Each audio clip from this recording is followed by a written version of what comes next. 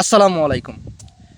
বেশিরভাগ পুরুষ মানুষই এখন তার জীবন সঙ্গিনীর, তার ওয়াইফের, তার বউয়ের অত্যাচারে, নির্যাতনে অতিষ্ঠ হয়ে মানে ডিপ্রেশনে চলে যাইতেছে।